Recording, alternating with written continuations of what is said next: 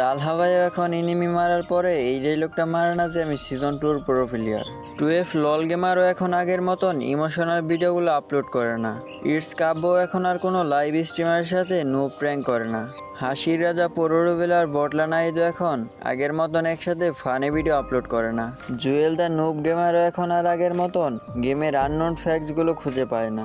Game ছেড়ে চলে গেছেন বাংলাদেশের ওল্ড লেজেন্ড নাইম আলম।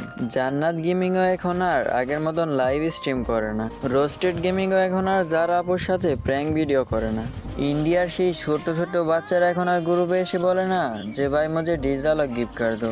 এখন আর কেউ একটা কাস্টমারের জন্য 7 দিন ওয়েট করে না। কেউ এখন আর রাত জেগে গিল্ডের গুলোও ফুল করে না। কেন জানি না দিন দিন গেমটা আমাদের থেকে দূরে সরে যাচ্ছে। কোনো একদিন হয়তো আমিও গেমটাকে ছেড়ে দেব। মিস করব গেমের ভিতরে থাকা সেই ফ্রেন্ডদের যাদের সাথে রাত 2টা পর্যন্ত গেমটা খেলতাম।